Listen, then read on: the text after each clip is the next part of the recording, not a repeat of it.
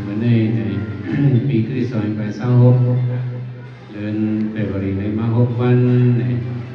เอาสุชาสุขในมาเปิดปีปังตราดีกาดีจงท่านกาดีจงว่าวันจุ่มท่านจุ่มเมืองในแหละเหมือนในยาวันโดดันเอาสุชาสุขสุขุมาลาสุขุยานาสิริสัมปันดาอ่อนสุขุสันติมาสุขุเกตทำสุชาสุขเขาตั้งเหนียวเขาเกียงคำที่กาลีในเขาเกิดเกี่ยวมาที่คุณปางคุณคงในมาตุญญาบอกเหนียวเขาตะเกาเขาตั้งทุ่งคุณปางคุณคงในเขาสุชาสุขในโจมว่าโจมอะไรบอกเหนียวเขาสองโจมว่าโจมอินนะโจมหนึ่งน้ำมากโจมน้ำเอาคุณปางคุณคงลองอันน้ำคงอย่างน้ำปังมาคอยเนี่ยกันเนินเขาอยากมีมาหื้อนี่นะอ่างคนมาอ่างเทมาหลายบอกจึงว่าเช่าผีคนมาเขาเทมาไปเขาเขียวจริงๆเนี่ยมันการหรือไม่ดีการขึ้นเขียวเลยเพราะในเด็กในมาเขียวเตี้ยเลยเนาะมันสืบว่านอนผ่านเนี่ยเป็นเตี้ยเลยเนาะตอนนี้เขานอนผ่านเนี่ยเป็นเตี้ยเลยเป็นเตี้ยเลยเป็นยากันเนี่ยตัวเตี้ยตัวมาน้ำโพงน้ำฟางแต่ดีในมากไปอะไรก็เลยทุกไก่ว่าไก่มาเนี่ยเนาะบางแต่เปิดมาโหมันมีเมืองขี่หางมันหลีเมืองเฮาโหมันมีเมืองขี่กลางมันหลีเมืองเฮาหางมันเกาเมืองมันนั่นเป็นน้ำโพงเลยเหรอจ้ะโหมันมีตั้งเมืองขี่ในตั้งเมืองขี่ไผ่เนื้อเมืองขี่นั่นมีอย่างเมืองตีเป็ดเนี่ยเป็นร้อยสูงอ่ะเนาะร้อยสูงเป็นว่าโดยโค้งในมันสูงหมอก5 หิงปีเพราะว่าลอยน้ำเขียงนั้นสูงอยู่ในเทียง3 ปุ่นเนาะ15 หิงปีกันเลยแล้วมันเป็นลอยป่วยลอยอย่างเข้ลงลูกดีกี่ลอยเท่านั้นซึ่งบอกว่าเป็นน้ำไม้ก็เป็นน้ำหอมมันมากมายังเป็นน้ำโค้งลูกน้ำโค้งนั้นตัดเมืองลอยป่วยเท่านั้นลงมาเข้ามาในเมืองขี่ก็เขียวมาในเมืองได้ต่อลงก็ถึงเมืองมันเข้าถึงมุกตมะกุ้ยตัวนั้นกับเขียวถึงกระพูดในเข้าในน้ำปังไหลเมื่อในเดียวมาเกี่ยวในน้ำปังในสามารถหล่อใส่ต้องเติมใส่น้ำปังลูกอะไรมาเนี่ยลูกตั้งยันมา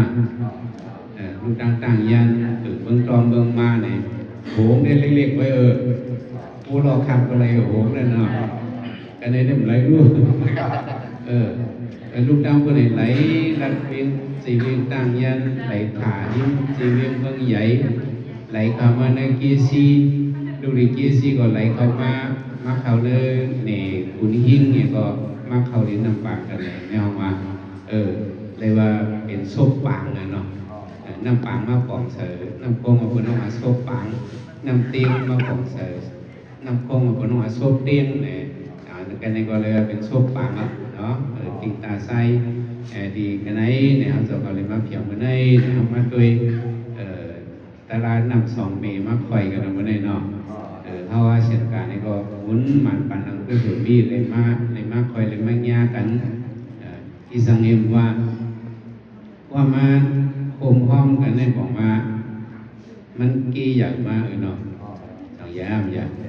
น้ำคงในกระโหงก็เล็กๆกันเลยน้ำคงในพระดังโหงลูกเด็กลอยป่าหิมะดำมาเนี่ยมันก็เล็กๆแค่กันน้ำแมงแมงมันผ่าเสียมันรอเสียมันป้าเสียมันน้ำขาขึ้นน้ำกูเสื้อกูเมี่ยวกันกันโลกเสียน้ำง่าว่ะน้ำขาว่ะน้ำปางว่ะที่นี่น้ำเตียงว่ะที่นี่มันล้อเสียต่อเสียที่มันก็ใหญ่มาที่เก็กำเดินมาก็น้ำมันน้อยนั่น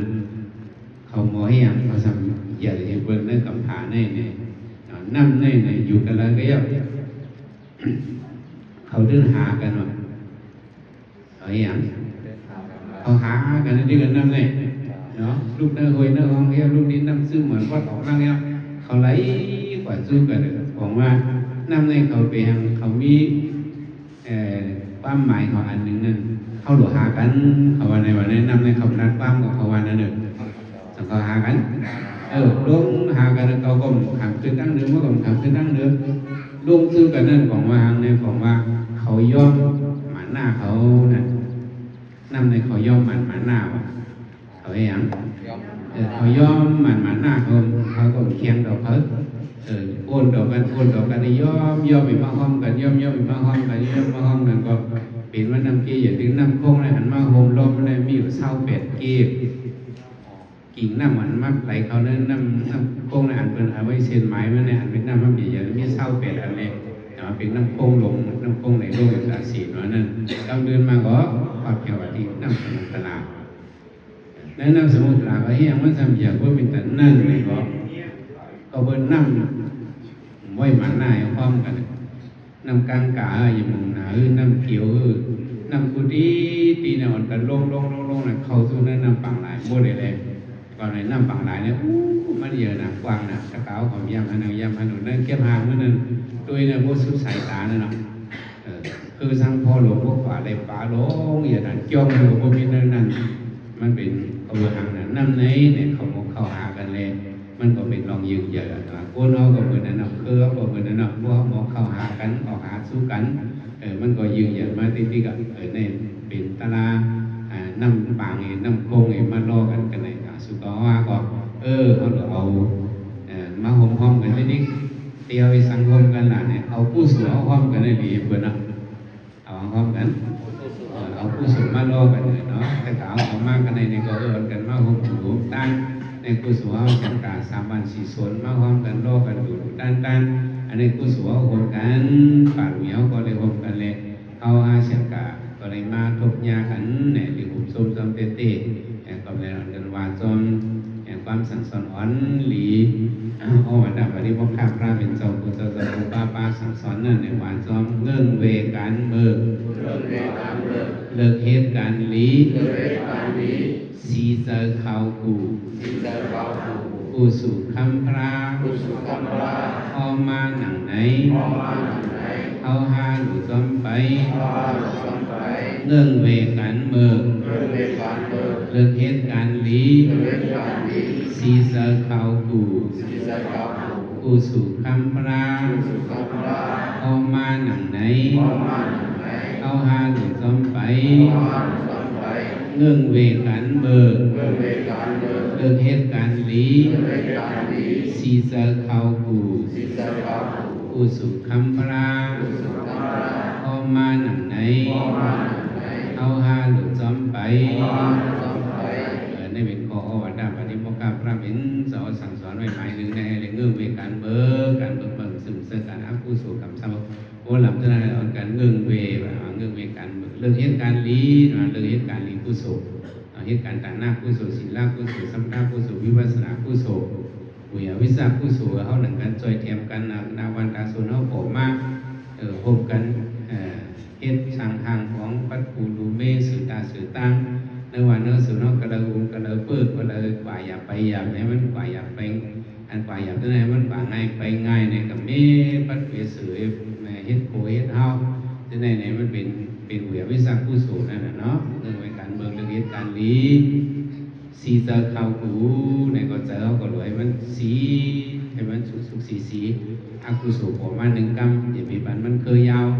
เอาสติตระเห็นเทียบเป็นเอากุศลเทียบเป็นเนี่ยบอกว่าสัจจิตาประโยชน์แต่ปัญหาเนี่ยบอกว่าให้ได้เจอเอาฝึกศึกข่าวสายาวว่าเขาจอมพอสั่งสอนอ่อนดีพระเป็นจอมช้างข้อเรื่องในการเบิกเรื่องเหตุการณ์ลีสีเจอเขากูมานั่นในเป็นคนตาผู้หลีผู้เมียเขาถึงกับเมเลยว่าถึงเมืองคนหรือเมืองผีเมียแต่ว่าถึงปักอย่างตัวอย่างนี้ป่านนั่นในก็จะได้ยิบกรรม3 ข้อในยาวในเมื่อในว่าเช่นกันเลยไม่เงี้ยกันที่คุณบางคุณคงที่ศพปางใน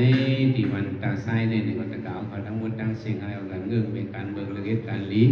สีมโนจะจึงจังผักจึงเขาเสียอะไรขัดใจเหตุการณ์การหน้านำศีลายามภาวนากรรมมันในเล่เขาไปในบรรณาศักดิ์เป็นเสียวโหตุสีคำรวยตาเนาะ